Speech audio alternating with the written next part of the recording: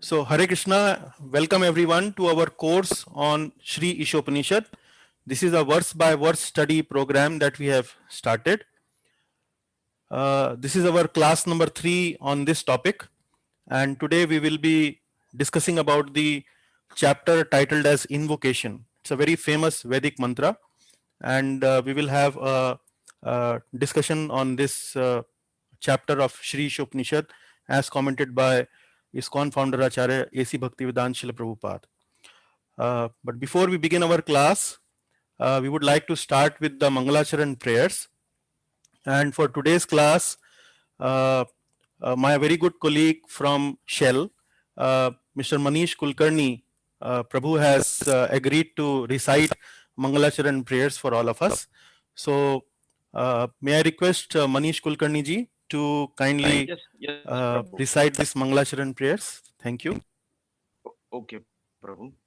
Om Jnanam Timirandasya Jnananjanashalakaya Chakshurumilitam Yena Tasme Shri Guruve Namaha Shri Chaitanya Manobhishtam Stapitam Yena Bhutale Swayam Rupam Kadamayam Tadati Swapadantikam Vandeham Shri Guru Shri Yuta Padakamalam Shri Guram Vaishnavamcham Shri Rupam Sagrajatam Sahaganuruganatam Vitam Tam Sajivam साद्वैतम सावधूतम परिजन सहितम कृष्ण चैतन्य देवम श्री राधा कृष्ण पादान सहगण ललिता श्री विशाखान्वितांश हे कृष्ण करुणा सिंधु दीन बंधु जगतपते गोपेश गोपिका Kant Radha Kanto नमस्तुते तृप्त कांचन गौरांगी श्री राधे वृंदावनेश्वरी वृषभानुसुते देवी प्रणमामि हरिप्रिये वाञ्छाकल्पतरुभ्यश्च कृपा सिंधुभ्य एव च पतितानां पावनेभ्यो वैष्णवेभ्यो नमो नमः। जय श्री कृष्ण चैतन्य प्रभु नित्यानंद श्री अद्वैत गदाधर श्रीवासादि गौर भक्त वृंद हरे Krishna Krishna Krishna Hare Hare Hare Ram Ram Ram Hare Hare. Thank you, Prabhuji. Thanks for a very sweet, melodious chanting of Mangalacharan prayers. Really very nice. Thank you, Prabhu. So now we will come to the recap part of the class. Like in every class, we do a recap of the previous class. And for this class, Jeevan Radha Govind Prabhu from Bangalore have agreed to do the recap. May I request Jeevan Radha Govind Prabhu to kindly take us to the summary points of the previous class. I will display them one by one, so you can elaborate on those points, Prabhu, or you may like to start. So Jeevan Radha Prabhu, can you hear me? Yes, Prabhu. Hare Krishna, Prabhu. Hare Krishna, Prabhuji. If you like to come on the, if you like to open the video, is it possible to open the video? It's little difficult, Prabhu. I'm not that much familiar. No problem. No problem. I mean, I think I am audible, you know. Yeah, you are audible. Okay. Yeah. Hare Krishna. Actually, we had the last class on last week on, that is on 30th March. And I am just trying to read out the summary of the points which were covered in the last class. The point number 1, this class was based on the chapter titled Introduction to Sri Ishopanishad with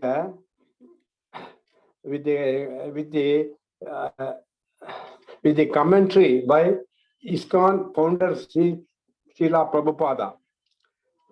Actually, the points which are covered in this chapter are need for taking the knowledge from the Vedas. The second point is the significance of the Vedas. The third point is the history of the Vedas. Then we will go point by point. So the first point is what is the necessity for taking knowledge from the Vedas? That is why we need Vedas. Because they are perfect as they come from a perfectly, it's a perfect being, that is Lord Krishna or God. God is a perfect being, and so when a perfect thing comes from a perfect being, then we believe it.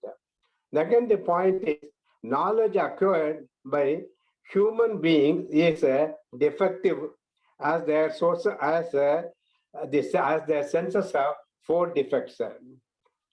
What are all the defects? The 4 defects are the imperfect senses, they to commit mistakes. Actually, it is given in the sequential order: imperfect senses, commit mistakes, then we are also prone for illusion, and then the final thing is the cheating propensity. These are all the points actually covered in that. And to elaborate this point, because I will just give some example. Because we cannot see God, there is no God. That is imperfect senses. Then, since humans and monkeys are similar, we speculate humans must have come from monkeys.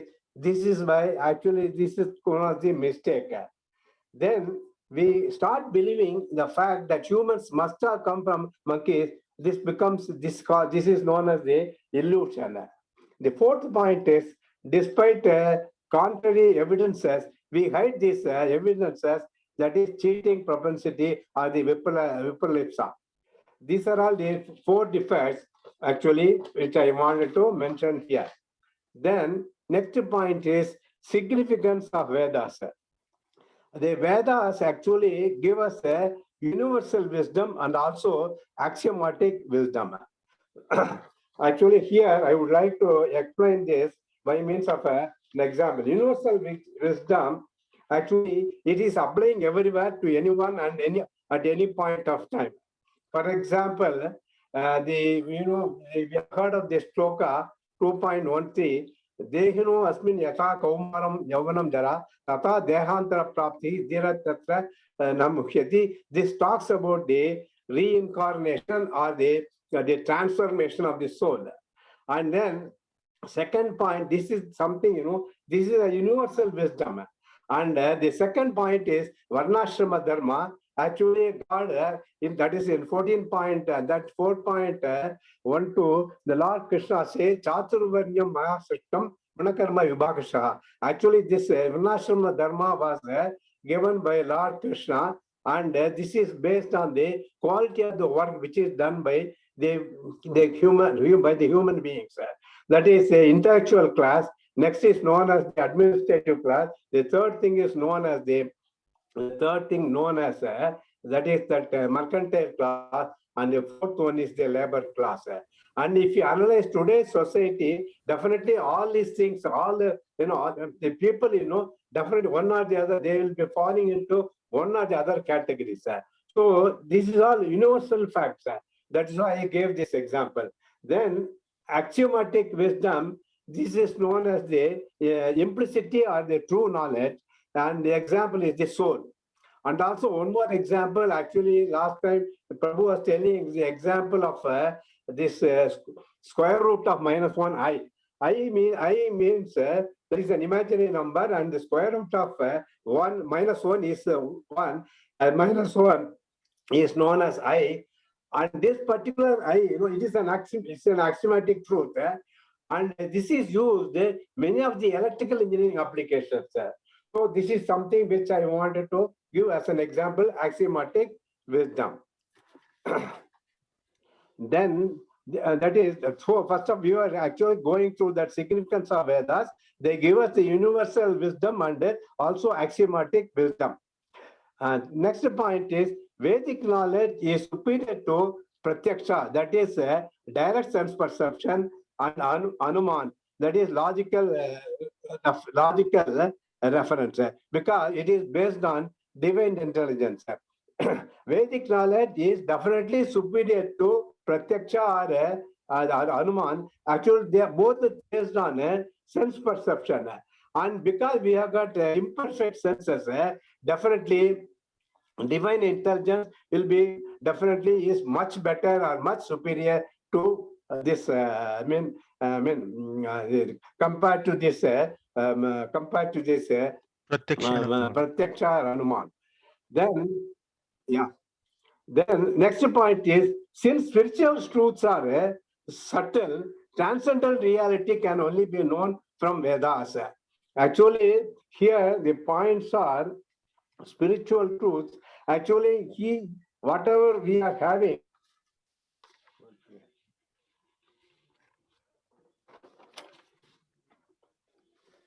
sorry. Actually, the modern day knowledge is only about the advancement of material knowledge.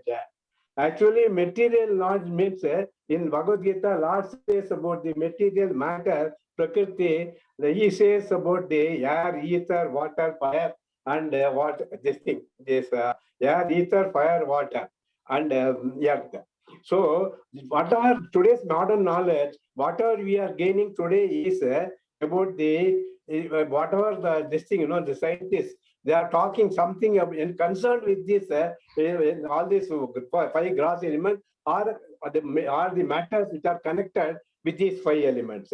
Whereas spiritual truths are subtle and modern day tools cannot perceive about the spiritual truths. For example, whereas such knowledge can be obtained only through Vedas. Sorry. Yes, Prabhuji. Nice points. Yeah. And also perceive the soul actually the transcendental this thing to perceive the soul. Detailed instructions are given in Bhagavad Gita 6th chapter Dhyana Yoga, where the detailed instructions are given about how to go about our meditation, and then how to do the various types of actually instructs of about the practice of meditation, how to put the positioning the asana, and what are the precautions you have to take, how to go about the jnana yoga, and it talks of also about jnana yoga, karma yoga, and ashtanga yoga, and the detailed knowledge is given how to one can get the self-realization. So that's why the modern knowledge,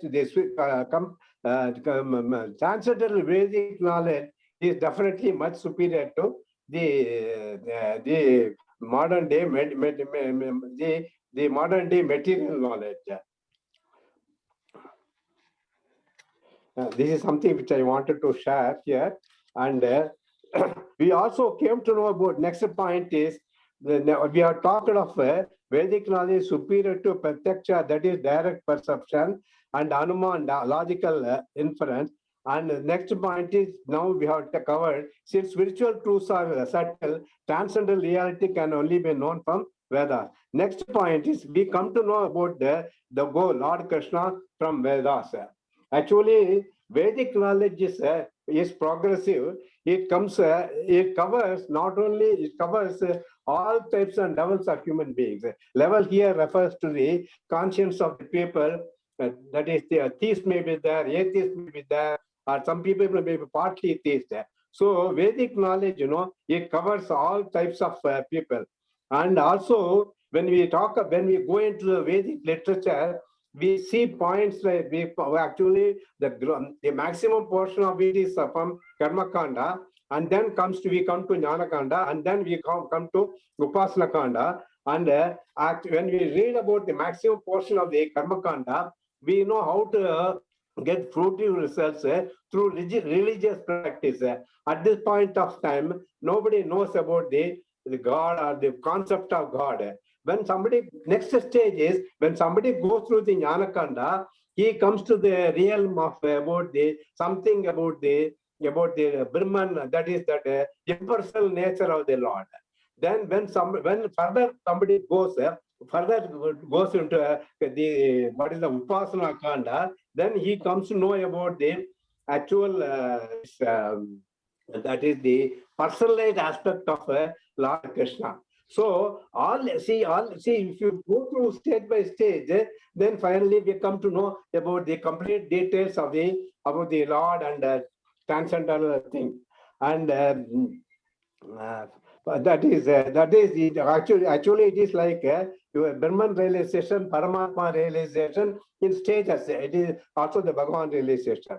And And when we go through the Vedic literature, each book has its purpose and no necessity to have a separate Krishna's name. That is, for example, that is the example was given in the last class about the jail manual, in which the name can be there for, about jailer. Jailer's name can be there. There need not be a name for the prime minister. So this Yeah. this I want. So Yeah, Krishna Jeevan, is the ultimate goal. Jeevan Prabhu, just Yeah. want to mention to you, Yeah. kindly Yeah. cover the points a little briefly so that we can finish the summary part faster, because we have to do the main class as well. So yeah, thank you. Actually, we have come to the last point, Prabhu. I have Yeah, come to okay. the last point. Yeah. History of the, see, we come to know about the goal, Lord Krishna from Vedas. That I have given a brief how we get into that stage, how we get to know the name of Lord Krishna, and I have given briefly explained. Next point is the history of the Vedas. Initially, actually, there was only one Veda. It was subsequently divided into 4 Vedas. This was necessary in the beginning of the, more or less at the end of Dwapara Yuga. Vyasadeva, actually, next thing was Kali Yuga. When Kali, with the advent of Kali Yuga, people,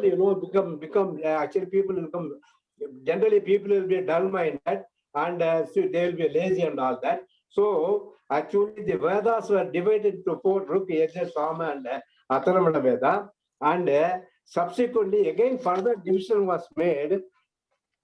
Division made when the Vedas were divided into Vedanta Sutra, and after even doing all this dividing, and then actually it was divided also to Smritis, that is Mahabharata, Itihasas like Mahabharata, everything was written. Even after doing all these things, Vyasadeva was morose, and details are given in the first canto of Srimad Bhagavatam, and he had a consultation with his spiritual guru Narada, who advised him that you have taken care to see all the Vedantic points, but you have actually, the main thing you should have highlighted about the glories of Lord Krishna, which you have not done. So subsequently, this Bhagavatam was emanated, and there the glorification of Lord is taking place. This is how they think so. These are all the points generally covered. I think I have tried to explain whatever was coming to my knowledge, and in case if I have made any mistakes, I am requesting our Shiksha Guru to kindly excuse me and make the corrections. Hare Krishna. Thank you. Thank you, Jeevan Prabhuji. Those all the points were covered very nicely. Thank you very much. I hope the people were able to grasp all the points. In case there are doubts, we can always have questions at the end of the class. And thank you very much. So from that, I would like to start the class for today's subject. And this is coming from the next chapter in the Sri Ishopanishad book, which is titled as Invocation. Now, this invocation covers a theme which is primarily based on the topic that the Supreme Lord is perfect and complete. So we will do this topic today. Yeah, this is a Vedic mantra, and before we go into the details of this mantra, let us get a little bit familiar with this mantra by chanting this mantra, and also by going through the word meaning of each of these words that this mantra has. I will chant the mantra. Om Purnamadah Purnamidam Purnat Purnam Mudachyate Purnasya Purnamadaya Purnamevavashishyate. So it's a very, very melodious, sweet sounding mantra. And if you read it in Sanskrit, so you will notice that each of the syllable of this mantra actually start with the word Purna. So Purnamadaha, Purnamidam, Purnat, Purnamudachyate. So the first line has 4 words. Each of these words starts with the word Purna. Then Purnasya, Purnamadaya, Purnamevavashishyate. So the next line has 3 words. All of them starts with the word Purna. So it is applying literary techniques to make the words very, very beautiful, sound melodious. And let us now look at each of the line of this mantra and try to see what is the meaning of the mantra as it directly implies. And then we look at the meaning of the mantra, how Srila Prabhupada has translated it.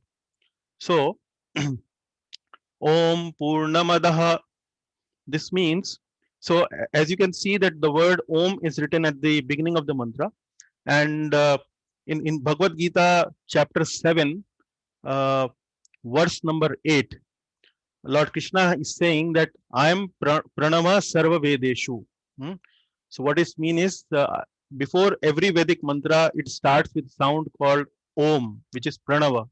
So like that, you can see here in this Vedic mantra also has started with word Om. Om is addressing the absolute truth or Lord Krishna in a non-personal way. So without making a reference to his name, that is how the word Om means.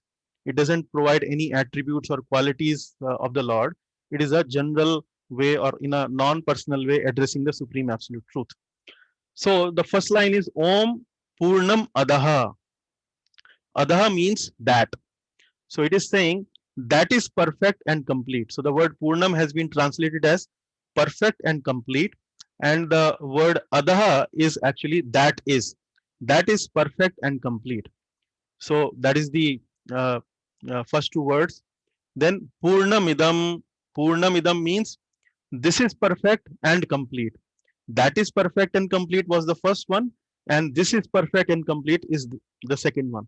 So the word idam has been this, and the word adha means that. So that is something which we are pointing to, something which is away from us, and this is something which we are pointing to, which is a little close to us.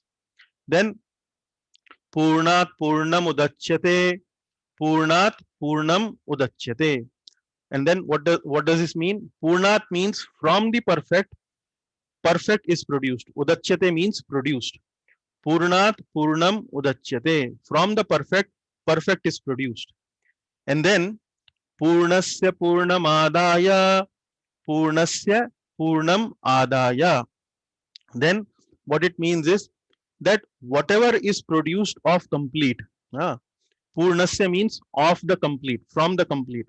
So whatever is produced of the complete, Purnam Adaya, that whole is also complete.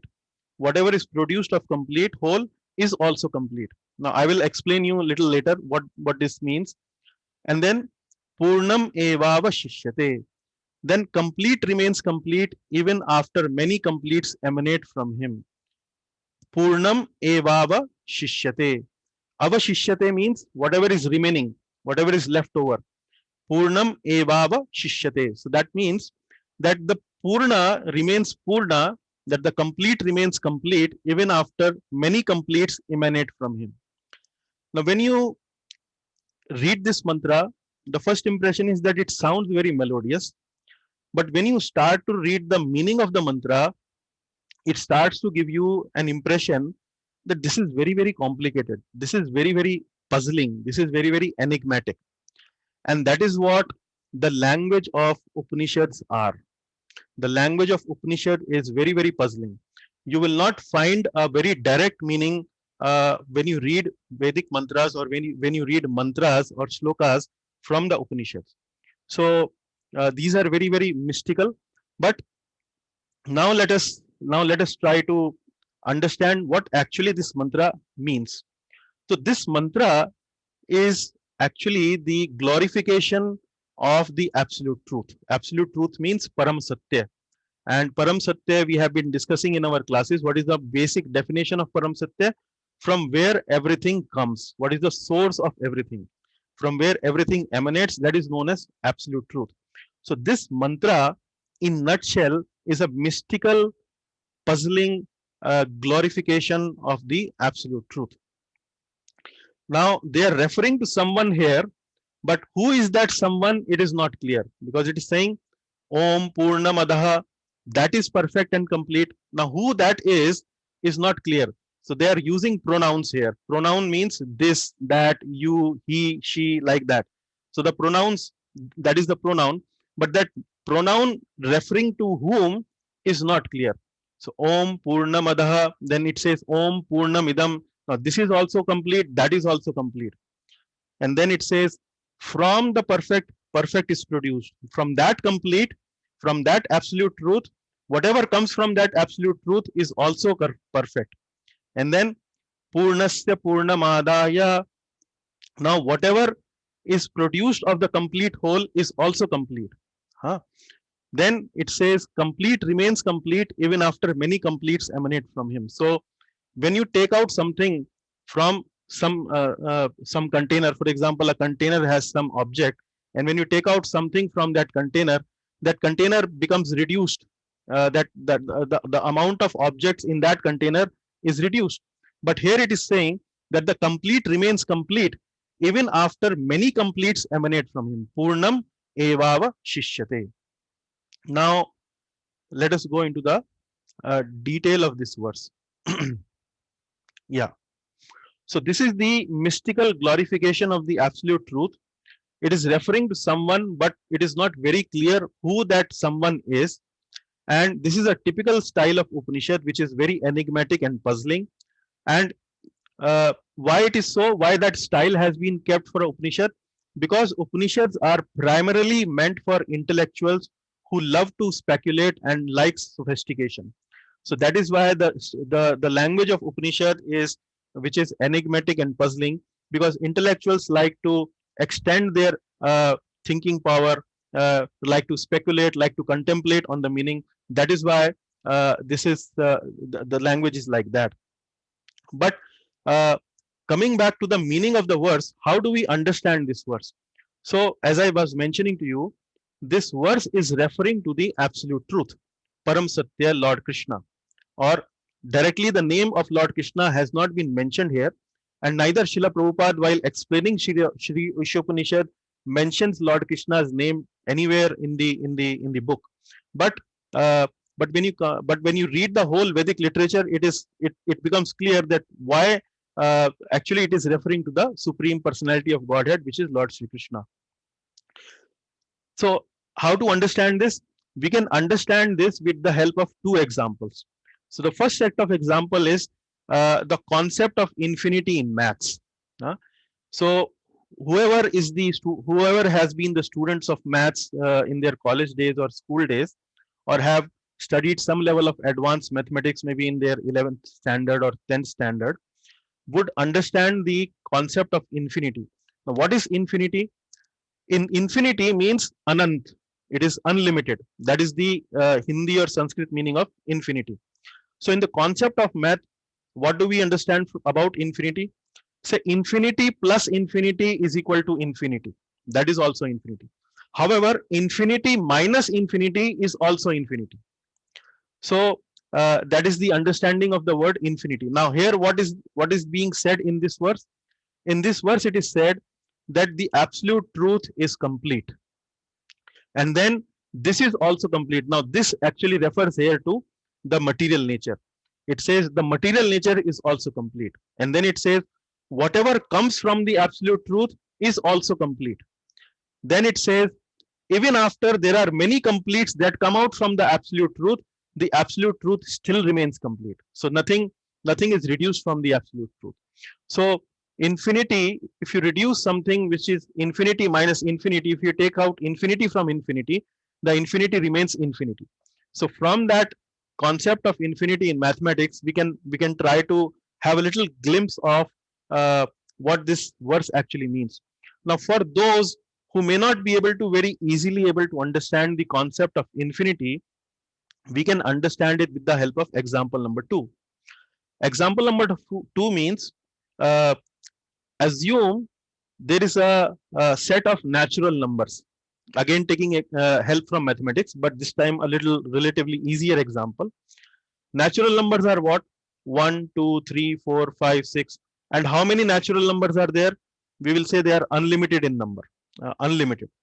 And then among these natural numbers, we have odd numbers. Among these natural numbers, we have even numbers. Also, again, in the same light, we have prime numbers and so on. So now if I say in the set of natural numbers, if I remove the odd numbers, then how many numbers do I have remaining? You will say still unlimited. And then I say that I remove even numbers, then again you will say that again unlimited numbers are remaining. So this is something what this verse typically is hinting at, that the absolute truth is complete. Om Purnamadaha. Adaha means absolute truth. The absolute truth is Purna, is perfect and complete.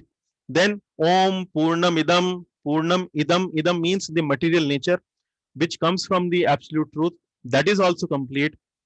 Purnam Purnat Purna Mudachyate. Purnat Purna Mudachyate means whatever is produced from the absolute truth or from the complete whole is also complete in itself. For example, if something comes from this absolute truth, that is also complete.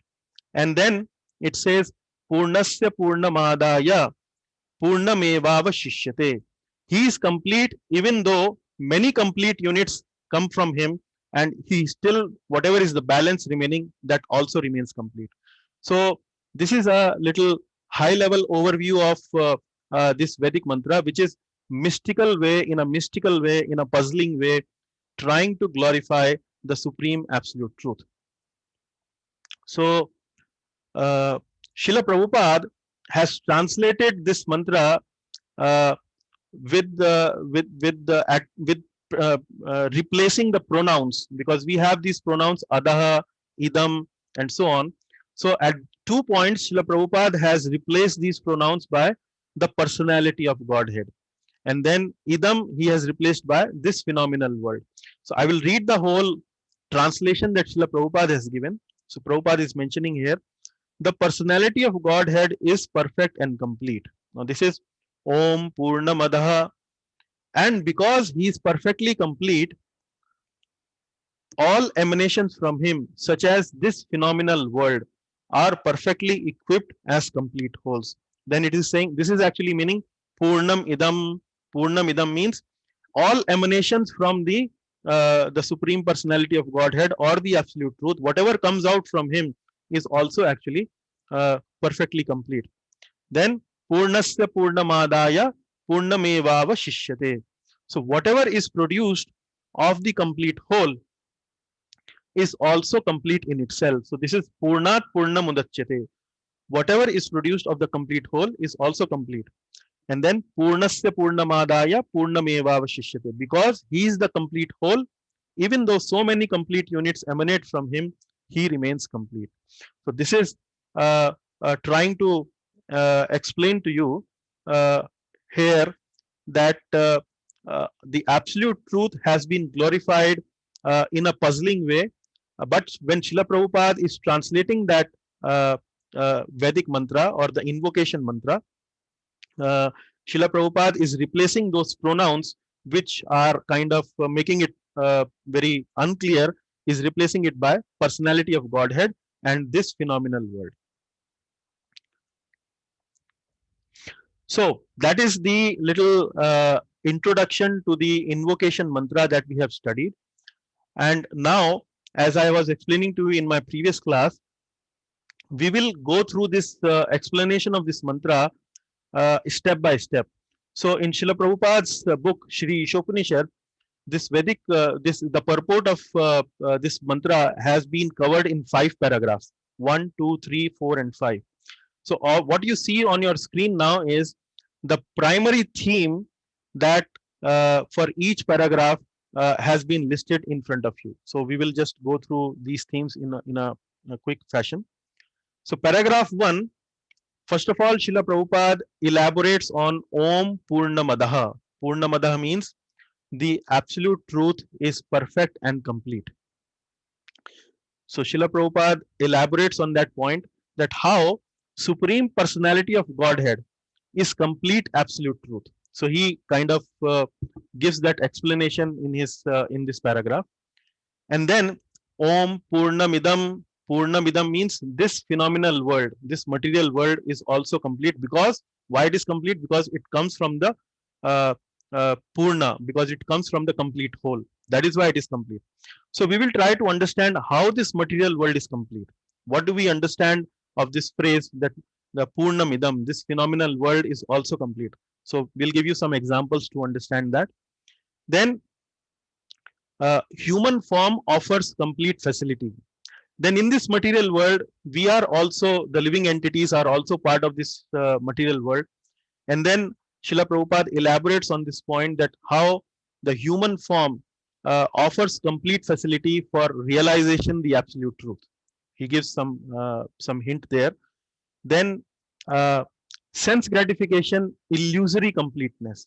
And then we will discuss upon this point that those human beings who don't want to take advantage of their human form and do not want to understand the complete whole or understand the absolute truth, for them also there is a illusion created in this material world, and how this illusion is also complete in itself in the form of sense gratification. So there are facility of sense gratification which are available in abundance, and if the human being doesn't want to back to the absolute truth or connect back to the absolute truth, there are so many facilities for sense gratification.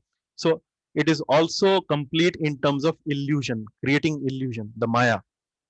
And ultimately, Srila Prabhupada sums it up together, and he says that unless and until the living entity actually connects with the absolute truth, it cannot have real completeness, and that can happen through devotional service. So we will go through each of these themes and try to understand each of these themes in a detailed way to better appreciate and better understand this particular purport.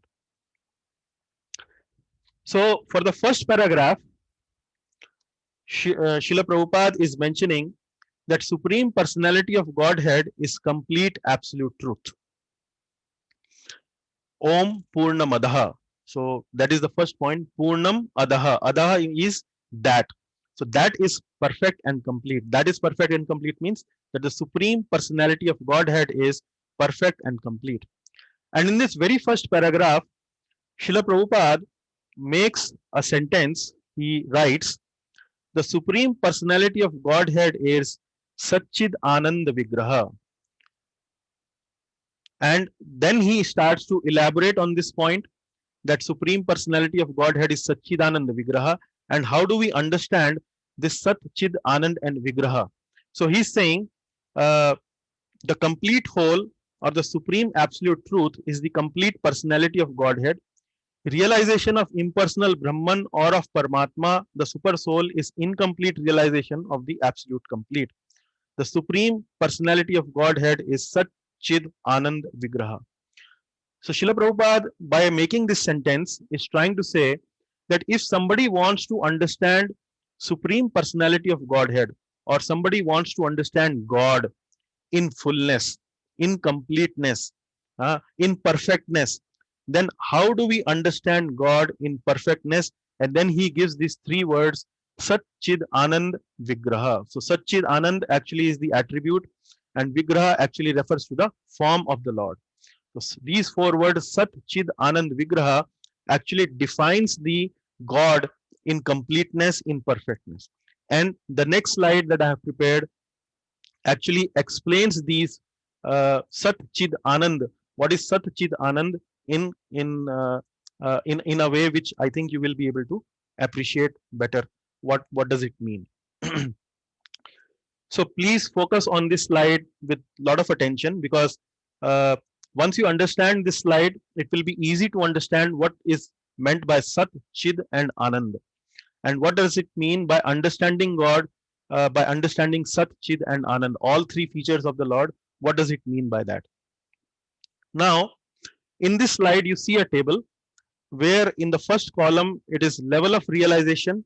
And there are three levels of realization I have mentioned here. One is Brahman, Paramatma and Bhagwan. The second column talks about aspect of absolute truth that is realized. Against Brahman, it is written as Sat. Against Paramatma, it is written as Sat and Chit. And for Bhagwan, it is written as Sat plus Chit plus Anand. Then who are the seekers? The Brahman realization level is attained by those who are Gyanis. Gyanis means who meditate upon the impersonal aspect of the Lord. Then the yogis, yogis means in Bhagavad Gita chapter number 6, we have read about the Dhyan yogis, one who meditates. And then these Dhyan yogis understand about the Sat and Chit aspect of the Supreme Absolute Truth, and that is known as the Paramatma level of realization. Then the third one is Bhagwan, which is Sat, Chid, and Anand, and that is the seeker, which is known as the Bhaktas. The devotees actually are able to appreciate this understanding of the Absolute Truth. So, as I was mentioning to you in the beginning of the class, the Absolute Truth is not directly referred here in the personal form. In the Upanishad, which are Shrutis, which are also the transitional body of knowledge, the Absolute Truth is not directly referred here. So when I say transitional body of knowledge, what does it mean? It starts from Karma Kanda, then Jnana Kanda, and then Upasana Kanda. In the Karma Kanda section of the Upanishad, what are we going to do? We are mainly talking about material religiosity. So you have to, or the seeker tries to fulfill the material desires in a religious way. They offer some worship to the devatas, and the devatas they offer them some material benefits. That is Karma Kanda. So that is at the material level, at the matter, at the level of matter. But when it progresses a little further, when the practitioner wants to understand that I am actually permanent, I am actually have this longing for living permanently. When the seeker sees that there is temporary, the matter around me or the material world around me is temporary. When he sees that the material world around him there is temporary, but he has this longing for living forever. The seeker, when he starts thinking like that, then he starts believing in this fact that I actually don't belong to this world. Because in this world, whatever I see is temporary. It gets created and then it's destroyed. But I do have inside me longing for living forever. So I actually don't belong to this world. I belong to somewhere else. That is the kind of longing it has. And that is where he starts referring to those sections of the Vedas which are Jnana Kanda, which are spiritual in nature, but it doesn't directly give any idea about what is the absolute truth, what is the personality of that absolute truth. It refers to that spiritual nature in a very impersonal way. So from Karma Kanda level to the Jnana Kanda level, the seeker actually progresses like that. And then ultimately it refers to the Upasana Kanda, for example, scriptures like Bhagavad Gita or Srimad Bhagavatam, where a complete description of absolute truth has been given, which is the personal level of absolute truth. Now, when Srila Prabhupada says that the supreme personality of Godhead is Sat Chid Anand Vigraha, so what does this Sat Chid Anand actually means? Let us first of all talk about what does the word Sat means. So the word Sat, if you translate that in English, the word Sat means eternal. Eternal means which will continue to live forever, which will never die, which will never continues to, there will be no end to that living entity. That actually means Sat, that means eternal.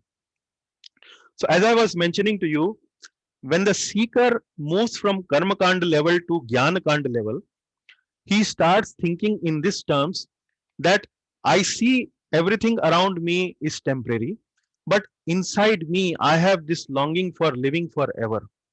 From where this longing is coming from? There must be some arena in this whole existence which must be eternal in nature, and and I must be belonging to that eternal arena. That is something, when he starts to think like that, then the seeker actually is now thinking at the Brahman level. Brahman level means at the level of Sat. Sat means eternal. He is thinking himself that I am eternal and I must be belonging to some place which is also eternal. That is where he starts to understand that the supreme reality actually is eternal. Supreme reality is eternal. Supreme reality is not temporary. And I belong to that supreme reality. So now, and then it is known as the Brahman level of realization. Brahman level of realization means pure consciousness. Pure consciousness. I belong to that pure consciousness which is eternal in nature. And this realization, the seeker is known by the name as Jnani. The seeker is known as by the name Jnani. Now, I would like to introduce an analogy of gulab jamun to understand what does this mean. Now, as I was saying to you, that we can understand God in three stages. One is Brahman, one is Paramatma, and one is Bhagwan. And I give you this analogy of gulab jamun, and I would say that we can also understand gulab jamun in three possible stages. For example, if a person has never seen gulab jamun in his life, have never tasted gulab jamun, have never have never seen gulab jamun. Now, at some point of time, this person in the kitchen, the lady or the wife of this person actually is cooking gulab jamuns. And when the gulab jamun is being cooked, there is a smell of gulab jamun that actually pervades the whole home, the whole atmosphere around that kitchen. And this person starts to smell gulab jamun. And now that is something, he has some idea of what is gulab jamun by only recognizing its smell. So this is something, the analogy is given as smell of gulab jamun. I am here comparing as Brahman. So the seeker of the absolute truth understand Brahman or understand the absolute truth only in these terms, that absolute truth is actually all pervading, it is eternal, and I also belong to that eternal absolute truth. So that is the Brahman level of realization, which I am comparing to the smell of gulab jamun. Now, this person who has recognized the smell of gulab jamun doesn't know how does the gulab jamun look like and how does the gulab jamun taste like. Now, coming to the next level of realization, which is called as Paramatma realization. Now, in the previous realization, the understanding is that the absolute truth is eternal. In Paramatma realization, the seeker goes one step ahead. And what is that step? He also starts to understand that the absolute truth is conscious. Absolute truth is knowledgeable. And that is the meaning of the word chit means. Chit means conscious. Because he is conscious, he knows what is going around him. So it is the absolute truth is chit. Chit means absolute truth is also conscious.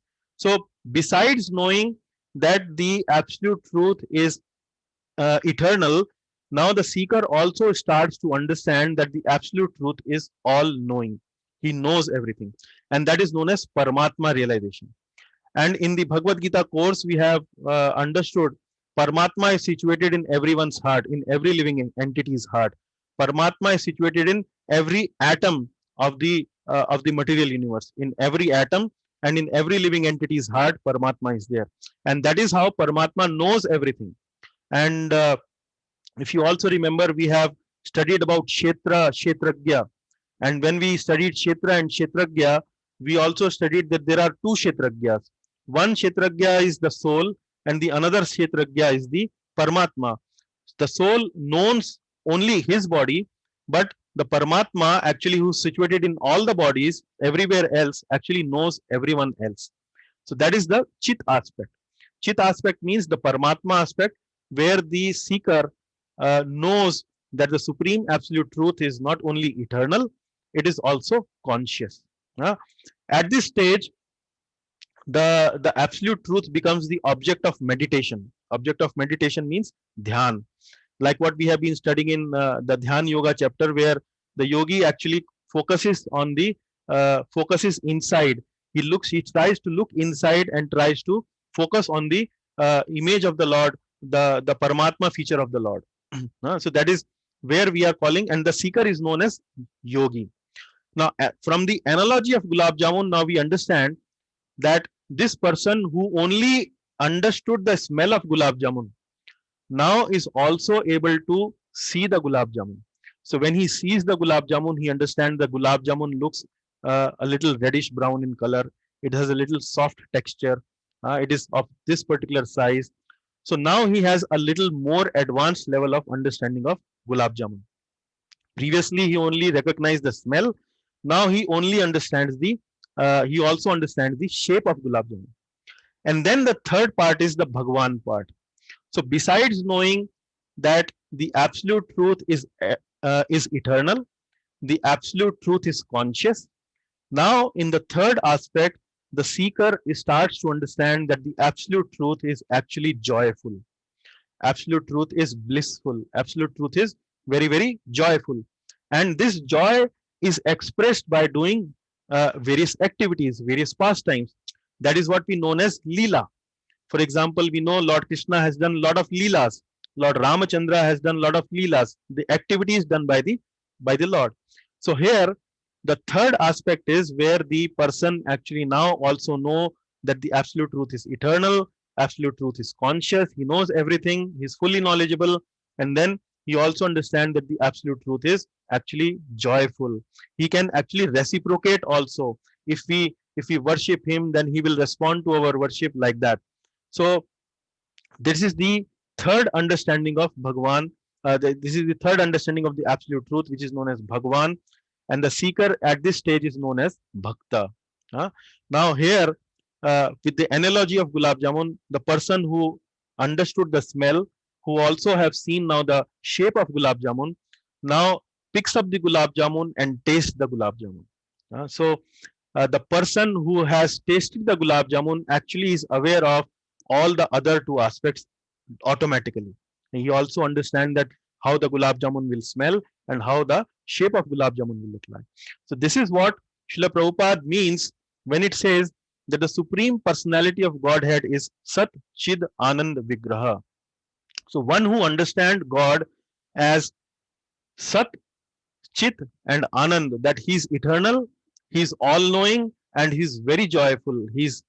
Then he comes at the level of Bhagwan, which is the Bhakta, which is the devotee of the Lord. So this is something which which I'm trying to explain it to you, that how to understand the Sat, Chit, Anand aspect of the Supreme Lord, and how what Srila Prabhupada actually means when he says that the Purna understanding, or the perfect understanding, or the complete understanding of the absolute truth is the Bhagwan aspect, where we understand that the Lord is eternal, Lord is fully conscious, and Lord is very joyful. That is what Sat Chid Anand Vigraha means. Vigraha, the word Vigraha means that it is a form. Vigraha means form. So it is not formless, it is actually form. And this form of the Lord is the basis of the Brahman. This form of the Lord is the basis of Paramatma. So that is what Sat Chid Anand Vigraha actually means. Now I would like to show you some pictures. So when we say Brahman, Brahman means all pervading. It's a very bright light and it is eternal. So this is, I cannot actually really depict in picture, but this is some illustration I'm trying to present to you, just to have some conception about what Brahman would look like. It is a very bright light and which is eternal and pervading everywhere. Then this is the Paramatma feature. Paramatma feature, we see here the Lord Vishnu in the form of Shirodakshay Vishnu actually is expanding and coming into the hearts of all the living entities and the atom. That is what we are calling as the Paramatma feature. And then the third feature is the Bhagwan aspect. Bhagwan aspect, we understand where the Lord Shri Radha Krishna in their personal aspect, where the Lord actually has attributes, where the Lord has a very joyful nature. He performs activities. He has likes and dislikes, like you and I as a person have likes and dislikes. That is what we are telling here as the Bhagwan aspect. So that is the meaning of the word Purna Madaha. So Srila Prabhupada says that the supreme absolute truth is complete. The supreme personality of Godhead is complete. And in order to explain that, he gives this sentence called, he is Satchid Ananda Vigraha. And when we understand all the three aspects of the Lord, Sat, Chid, Anand, we understand the absolute truth in completeness. Like the person who have tasted the Gulab Jamun actually also understand how the Gulab Jamun smells like, how the Gulab Jamun is shaped up, and what is the taste. So all three aspects he understands. So that is something we should take up from this Purna Madaha. Now we will move to the purport of the paragraph 1, where Srila Prabhupada is saying the complete whole must contain everything both within and beyond our experience, otherwise he cannot be complete. Now, why Srila Prabhupada is writing this statement? Srila Prabhupada is writing this statement to mention that the supreme absolute truth is actually both person as well as imperson, because we see that the impersonal aspect, which is Brahman aspect, also comes from the absolute truth, and the personal aspect, which is the Bhagwan aspect, which is a form, also comes from the absolute truth. So in order to support this point, he's saying that the complete whole must contain everything both within and beyond our experience, otherwise he cannot be complete. So those people who say that that the supreme absolute truth is actually only impersonal, then the logical question to them is that if he is impersonal, then how come the personal form of the Lord has come? How we as living entities who have shape, who have form, how can we have come from the impersonal absolute truth? And then who says that the supreme absolute truth is only personal? Then how do we explain that this Brahman aspect, which is the impersonal aspect, the Brahma Jyoti aspect, from where that has come? So the correct understanding of the supreme absolute truth is that supreme absolute truth is both personal as well as impersonal, because if he has to be complete, he has to have both the personal form as well as the impersonal form. So whatever we understand about him should also be within him, and whatever we don't understand about him should also be contained within him. And I am showing here this picture where Lord Krishna actually opened up his mouth, and when Mother Yashoda was looking at this inside the mouth of Lord Krishna, he saw the full cosmic manifestation inside the mouth of Lord Krishna. She in fact saw that she is holding Lord Krishna in her lap, and she herself saw in the mouth of Lord Krishna, which is saying that the complete whole must contain everything both within and beyond our experience, otherwise he cannot be complete.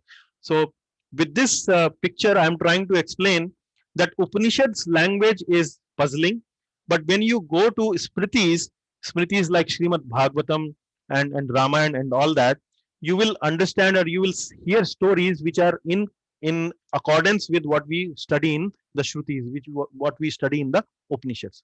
So they are in sync with each other, and that is the Leela or the pastime which actually tells that the complete whole contains everything within him and beyond whatever we can perceive. Okay, now come to the second point, Purnamadaha Purnam Idam. Purnam Idam means whatever comes out from this material world, whatever comes out from this perfect and complete whole is also complete. So let us see what are the topics, what are the bullet points on that. So how to understand that the material world is complete? The functioning of material world appears like an automatic machine. And automatic does not mean absence of operator, that there is no operator. So whenever we see a toy, for example, we see a toy with a battery, we switch on the toy, and the toy actually starts moving around the house. The child might think that the toy is moving on its own, but it is not like that. Somebody in the beginning have actually put that switch to on, put the batteries inside the toy, and because of that only the toy is actually moving. So automatic does not mean absence of any operator. Automatic actually means that we are not directly able to perceive the operator. We don't have any awareness of the operator. Now, when we say that the material world is complete, to us it appears like that there is no operator around. It is working like an automatic machine. But as I said, that the absence of operator does not mean that there is no operator. It simply means that we are not aware who is the operator. But if we look around the world, we can see that how the arrangement done by the absolute truth, how the arrangement done by this perfect whole, complete whole, actually the arrangement is perfect and complete. Now we will try to understand this by few examples. Example number 1, when the man and woman come together and unite, they give rise to and they give birth to a child.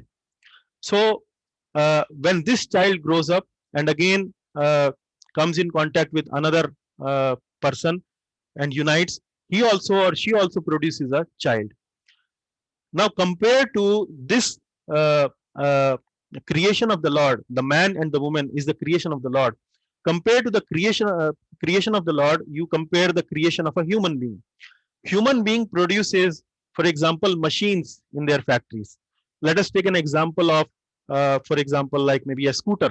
A scooter is produced in a factory, but does that scooter has the potential to produce another scooter by uniting with a she scooter? We don't have any experience like that.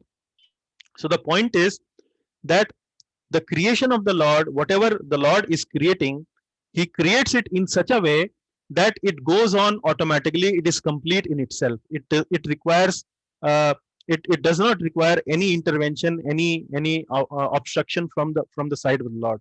So that means the arrangement of the Lord is complete in itself. Then another example that we see is uh, human beings use oxygen to live. When they use oxygen, they produce carbon dioxide. So they inhale oxygen through air and they exhale carbon dioxide in return. Now, in the arrangement in the material world, what is the arrangement? This carbon dioxide is used by the plant and the plant produces out oxygen in return, which is again used by the human beings. Now, this is something which is a very complete, no wastage kind of a arrangement. So whatever I use for my sustenance as raw material, which is oxygen, and produce out some waste, which is carbon dioxide, is perfectly utilized by another living entity, which are plants. And the plants produces a waste which is perfectly utilized by the human being or other living entities. Now, this is a perfect arrangement. This is a complete arrangement. We are also producing a lot of things in our factories, in our production units, and we are also we are producing something useful, but we are at the same time also producing something waste. And many times we see that the waste that we are producing is not utilized anywhere else. We are actually our arrangement, our all these economies and all these industrial arrangements are actually incomplete in nature, because the waste that we produce sometimes use a lot of costly arrangements to dispose it of. So this is another example where we can see that how the arrangement done by the Lord in this material world is actually perfect and complete. Similarly, God's creation like fruits are biodegradable. The human being or scientists have created a product called plastic. Hmm. In the beginning, when the plastic was produced, we felt that plastic is very, very useful. But now, after so many years, the plastic production has become, or the plastic that we have produced over so many years has become a headache, because it is not biodegradable. It creates a lot of pollution.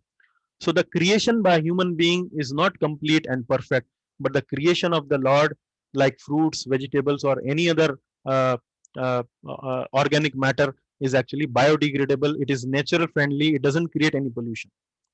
Similarly, we understand that God's management requires minimum intervention. Now, how do we understand God's management?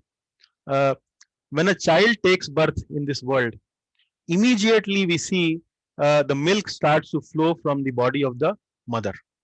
From where this arrangement has happened, immediately, as soon as the Lord has, through the agency of material nature, have placed a living entity in this material world, immediately there is an arrangement for that living entity where the milk starts to come out from the body of the mother. No other time in the lifetime of the lady, of a woman, the milk is produced. Only when the child comes in its womb, it takes birth, the milk starts to be produced. And medical science has proved, many times there are advertisements on newspapers, in television, that the best milk for that child is actually the child of the is the milk of the mother. So how that arrangement has been made? So this arrangement, this management is done by the Lord, and this requires minimum intervention. There is nobody comes there which presses some which creates some surgery in the body of the lady. No, it happens automatically because the management or the arrangement done by the Lord is perfect. It requires minimum intervention.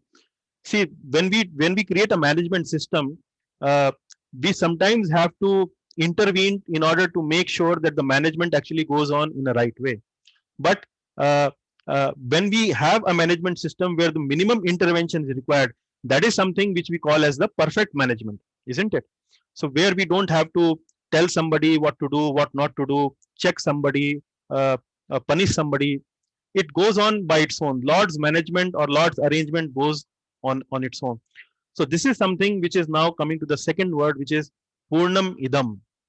The material world is complete because it comes from the complete, because it comes from the perfect being, because it comes from the complete being, that whatever the complete being produces, that is also complete. Now here I would like to pause for maybe 2 minutes and like to take some questions. Are there any questions so far?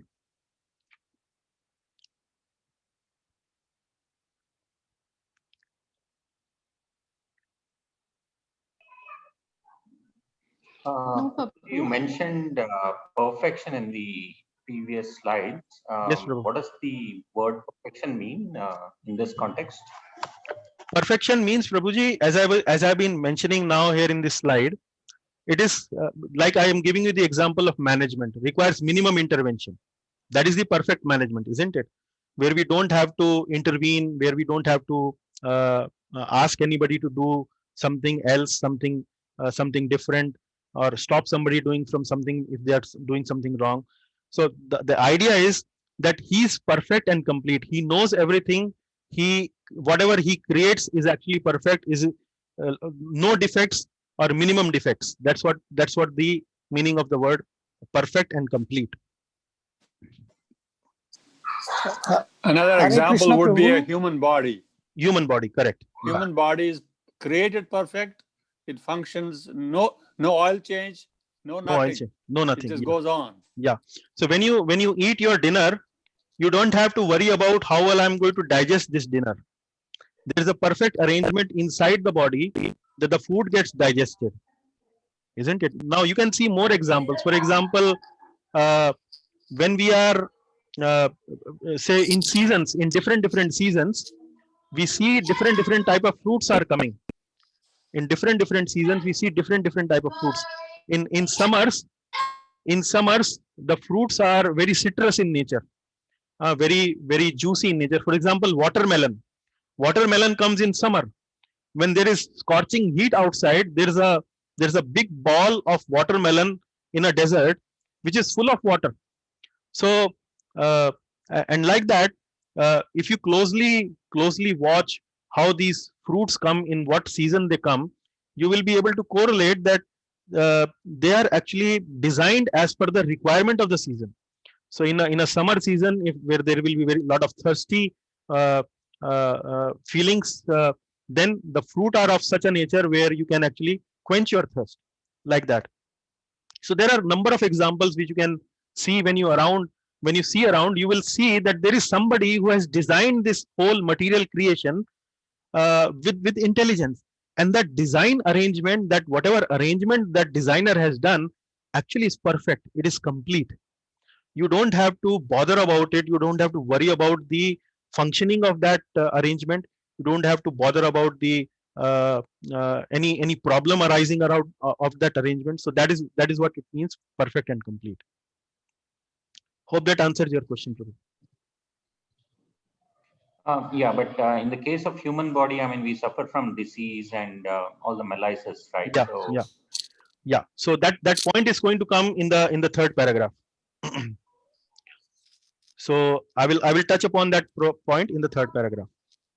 So shall Hare Krishna, Prabhu. Yes, Prabhuji. Hare Krishna. Hare Krishna. Can we call it automatic also, being perfect and automatic? Or we cannot introduce this word because most of the things are just happening without anybody doing it. And if God is, can we call God automatic also? No, automatic, as I was Some explaining kind of to automation. you. Yeah, automatic, as I was mentioning to you, automatic does not means absence of the operator. Automatic simply means that Okay. the arrangement is really seamless. The arrangement is really seamless. For Okay. example, Precision. yeah, precision. Yes. So when you go to the airport and Yeah. you step on the escalator, at many airports the escalator Okay. are not running or are not functioning. The moment you step on the escalator, Right. the escalator starts to move up, isn't it? So we might think this is happening automatically, but we know that there is an engineer who have programmed it in such a way that whenever I will step on it, it will move up. So God's arrangement Okay. is, Okay. so that is precision, that is completeness. It senses when you, Artificially. artificial intelligence is actually intelligence implanted by the human being into the machines. That is what it is, artificial intelligence. So it doesn't mean that there is no programmer or there is no designer. It only means that the designer is really very smart. That's how he has created something like this. Okay. Okay. Okay.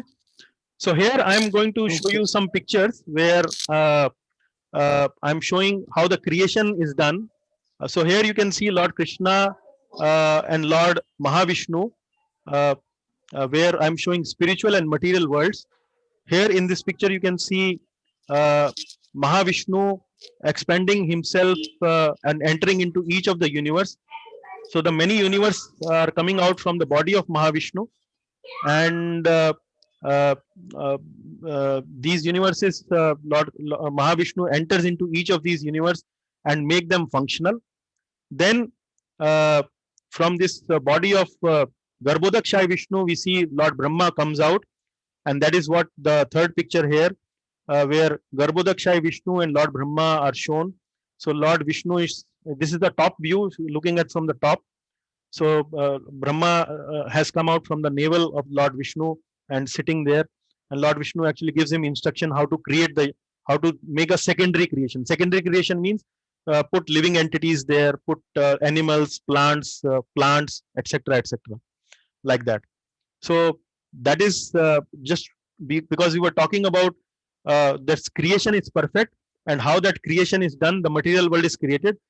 So those pictures are actually explaining how the creation is done. Okay, now moving to the third paragraph of this purport, what Srila Prabhupada has written. So in the third paragraph, what are we discussing is that the human form offers complete facility. So in the previous discussion, we understood that the Supreme Lord not only creates this world, which is complete and self-sustainable, but he also makes complete arrangement by which living entities can go back to him. He also makes a complete arrangement for pulling the living entities back. So here we need to understand that why this material world is created. This material world is created because in the spiritual world, some of the living entities actually desire to live separately from the Lord. And when they desire to live separately from the Lord creates this material creation. So like in the previous slide, we saw the spiritual and material world, and in the spiritual material world, in the bottom right hand corner, we saw the material world. So the Lord creates in one corner of this whole creation a material world and starts placing the living entities into the material world. So he's kind, he's very kind that, okay, the living entity wants to live separately from me. Let me create a full facility for them to go there and live separately from me and enjoy. Let me create that full facility. So like a very loving father, he's not, he's making an arrangement to for his children to enjoy. But at the same time, he also understands that these living entities will not be peaceful, will not be happy if they want to enjoy separately from me. And that is why he also creates complete arrangement to make those arrangements so that the living entity actually come back to him. So he makes material arrangements. Material arrangements means he creates a material world. He creates fooding, clothing, shelter, all those. Food means he creates fruits, vegetables, grains, etc. Clothing means he creates plants like cotton and all those, so that the clothing requirement is there. He also creates shelter, means he creates resources like iron, cement, and bricks, like all that raw material for all these things. so that food, clothing, shelter, the basic necessities should be fulfilled. Then he also provides knowledge.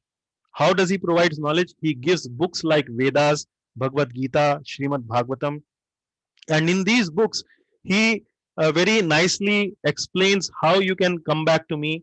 So from that knowledge, the living entity can come back to the Supreme Lord.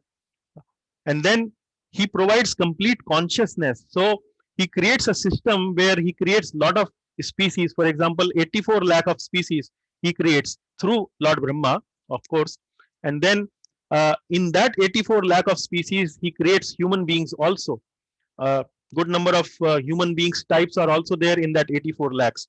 And in the 84, in this human being, in this body of human being, he provides complete consciousness, so that the human being can understand these Vedic knowledge. He can understand how to come back. Not only Vedas, he also give different books. For example, Quran, for example, Bible. Not only in Vedic literature, there are other revealed literature or revealed scriptures available in this material world, where the Lord, through these different books and knowledge, actually entertains the living entity and wants that the living entity reads them and actually becomes inspired to come back to him. So he also provides a process of reformation.